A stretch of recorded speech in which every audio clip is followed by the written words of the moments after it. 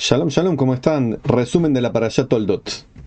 Esta Parashá se encuentra en el libro de Bereshit, Génesis, continúa la narrativa de los patriarcas judíos, de nuestros queridísimos patriarcas Yitzhak y de Jacob, y se centra en ver cómo se desarrolla el nacimiento y posterior evolución de nuestro tercer patriarca y su hermano Esav.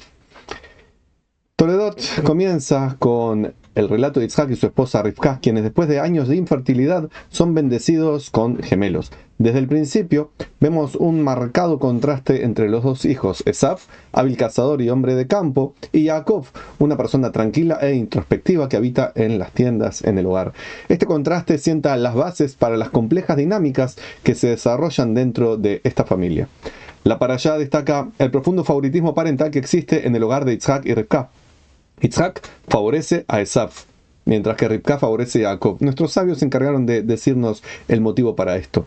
Uno de ellos es que, por ejemplo, Yitzhak, viendo que su hijo Esav estaba yendo por el lado negativo, que tenía una tendencia hacia lo malo, prefirió tenerlo cerca, y por eso no es que se dejaba engañar por Esav, sino que al contrario, sabiendo que Esav estaba yendo por el mal camino, lo atraía para que tuviera una buena influencia. Esa es una de las tantas explicaciones que se da. Por lo tanto, en lugar de juzgar negativamente a alguien, mejor ver las cosas desde un punto de vista meritorio. Cuando se llega a lo negativo es porque no hay más remedio. Pero acá, cuando mucha gente dice, Yitzhak se dejó llevar por Esav lo engañaba, Yitzhak lo prefería por esto o aquello, podemos ver que las enseñanzas de los sabios nos dan varias opciones, pero una es esta precisamente. Al conocer a su hijo, sabía que precisaba estar más cerca de él para controlarlo y contenerlo. Pero el hecho cierto es que esta predilección finalmente produce tensión y conflicto dentro de la familia, evidentemente, como va a pasar un poquito más adelante en la familia de Jacob, cuando prefiere a Yosef. El padre busca asegurar la posición de su hijo preferido dentro de la familia y en última instancia como el heredero legítimo de las bendiciones de él mismo, de Yitzhak y de su padre Abraham. No lo hace realmente porque sea el preferido, sino porque es el mayor. Y estaba sin saber, era ignorante el patriarca Yitzhak, que el mayor Esav le había vendido legalmente todos los derechos de primogenitura a su hermano menor, a Esav a Jacob. Por lo tanto, acá, cuando uno puede decir está viendo cómo preferir a su hijo, en realidad lo que estaba haciendo era siguiendo el camino común y corriente de darle la bendición al hijo mayor, sin tomar en cuenta que el hijo mayor no era merecedor de esas bendiciones y que el hijo mayor había desechado, descartado, abandonado esas pretensión de esas bendiciones por un plato de lentejas, un guiso de lentejas. Podemos cuestionar la sabiduría de tal favoritismo y sirve como un recordatorio de la naturaleza imperfecta de nuestros antepasados y los desafíos que enfrentaron en sus viajes espirituales. Esa es una forma de verlo, y la otra forma de verlo es Yitzhak estaba siguiendo el camino obvio, el hijo mayor era el que se merecía las bendiciones, y él pensaba que era esa la manera de hacer las cosas. Tampoco había hecho Jacob méritos hasta ese momento para demostrar algo diferente. El hecho es que Jacob tenía el derecho a esas bendiciones, las había adquirido legalmente, y aparte, con el transcurso de los años, demostró su calidad espiritual y que era el verdadero merecedor de ser el continuador de Abraham. Un evento significativo en esta parashá, como dijimos, es la venta de la primogenitura. Esav, exhausto y hambriento, después de una jornada infructuosa, no tuvo éxito, de caza, vende impulsivamente su derecho de primogenitura a Jacob a cambio de un plato de estofado de lentejas. Esta transacción tiene consecuencias de largo alcance, ya que consolida el reclamo de Jacob sobre el derecho de primogenitura y lo establece como el heredero principal de las bendiciones espirituales y materiales de Yitzhak y por lo tanto también de Abraham. Plantea preguntas éticas sobre el valor de la impulsividad y la responsabilidad que tenemos a la hora de honrar nuestros compromisos. También nos plantea la necesidad de hacer una clara diferenciación entre lo que es urgente y lo que es importante, cuándo tenemos que dejarnos llevar por lo que es urgente y cuándo tenemos que detenernos y decir lo urgente tiene que dejarse en segundo plano por lo que es importante.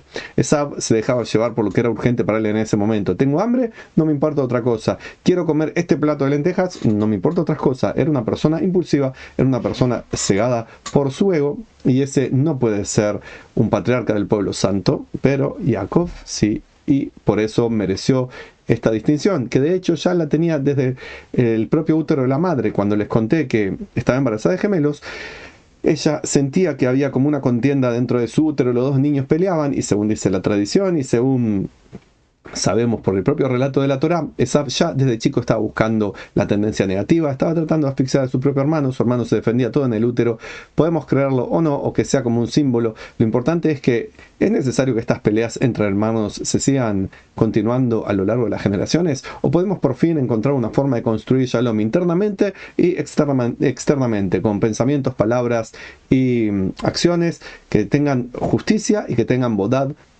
para que las disputas con nuestros hermanos no se sigan avanzando. Pero si en vez de construir Shalom, en vez de tener bondad y justicia, nos llenamos de fanatismo, falta de reflexión, ignorancia, fake news, todo lo que hace la gente que apoya a Hamás, y a los pobres palestinos diciendo sus derechos humanos vulnerados, que se dejan llevar o por el odio, o se dejan llevar por la ignorancia, o se dejan llevar por pretensiones de hacer el bien, pero en realidad al estar fundados en la ignorancia están provocando mayores disturbios, no logramos construir Shalom, por el contrario, lo que logramos es ampliar una grieta que no se cierra con manifestaciones, burlas, insultos por internet y cosas por el estilo.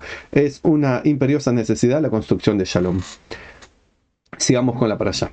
Finalmente la parashá concluye con el descubrimiento de Esav del engaño de Jacob y la subsiguiente amargura y enojo que surge en él. Esav jura matar a Jacob, lo que lleva a Rivka a enviar a Jacob lejos a la casa de su hermano Labán para que sea protegido ahí por su propia seguridad. Este episodio nos recuerda las consecuencias que pueden surgir de nuestras acciones y la necesidad de reconciliación y perdón en nuestras relaciones. ¿Y qué es lo que había pasado en ese momento? ¿Qué es lo que no dijimos? Es lo siguiente. Cuando Jacob se disfraza de Esav, ¿para qué? Para recibir las bendiciones de Yitzhak. Porque Yitzhak sintió que era el momento de partir de este mundo, todavía le faltaba muchísimo tiempo, pero sintió que era el momento y que iba a bendecir a Esav, porque seguía considerando que era el hijo mayor. Lo llama y le dice: Esav, ven, te voy a bendecir, pero antes quiero que me prepares un chivito al plato o sándwich, o como tú lo hagas, que me gusta, ve y cázame el animalito y tráemelo. Eso lo escuchó Rivka y le dijo a Jacob: Jacob, este es el momento que tienes que aprovecharte, se fue tu hermano a buscar el animalito, yo voy a agarrar uno del rebaño, lo preparo con un rico chivito asado para tu papá, y tú vas a ir a recibir la bendición que te corresponde, que es tu derecho espiritual y también derecho legal. Y Jacob le dice: pero mami, yo no soy igual a mi hermano, somos mellizos, somos gemelos, pero él es peludo y yo soy lampiño, no tengo pelos. La mamá le dice: no te preocupes, con la piel del cordero te haremos como si tuvieras todo peludo por todas partes, y el propio olor a chivo es el olor de campo que tiene tu hermano. Y con eso logran engañar y manipular a Yitzhak, que lo bendice a Jacob. Este engaño fue necesario. ¿Por qué? Porque Esav no admitía que había vendido sus derechos de primogenitura y Yitzhak no lo conocía este hecho, por tanto fue necesario engañarlo para que se estableciera la justicia. Es así como se tiene que proceder y realmente no, las cosas deberían darse en un camino ético, moral, todo bonito y una meseta llana. Pero a veces, del otro lado, cuando hay una disputa, no se quiere encontrar esa construcción de Shalom, ese entendimiento, sino que se intensifican las mentiras, se intensifican los Palibut, o sea, el Hollywood palestino, se aumentan todas las mentiras, los engaños, las pretensiones injustas. Entonces uno no tiene más derecho que hacer cosas que salen de lo común, que salen de lo que a uno le gustaría hacer, pero para que se vuelva a establecer la justicia. A veces es acciones desagradables, pero que son necesarias cuando no se pone de los dos lados a tirar del carro hacia la misma dirección, sino que uno tira para su propio lado, el lado del ego, de las mentiras, del engaño, de no aceptar las ventas legales, de no aceptar las condiciones como están establecidas legal y moralmente. Entonces uno tiene que hacer a veces cosas que son un poco desagradables para lograr acometer o conseguir lo que es justo y necesario para todos. Al final podemos decir que en la Parashat Tolot encontramos un rico tapiz de fallas humanas, dinámicas familiares complejas, dilemas morales y la búsqueda constante del crecimiento espiritual de nuestro patriarca Jacob, que tenía que partir de un lugar secundario, de un lugar que él mismo se vivió una vida complicada, pero que quería avanzar espiritualmente. Entonces, ¿a qué nos desafía? A examinar nuestras propias acciones y motivaciones, al tiempo que nos recuerda la importancia de la empatía, el perdón y la conducta ética en nuestras relaciones con los demás. Este ha sido un pequeño resumen con algunas reflexiones acerca de la Parashat Tolot, que te invito a estudiar, a profundizar, por supuesto siempre con tu maestro o maestra judíos que sepan del tema y que te puedan guiar con sabiduría y con aquello que te puede hacer enriquecer tu conocimiento y tu conducta diaria.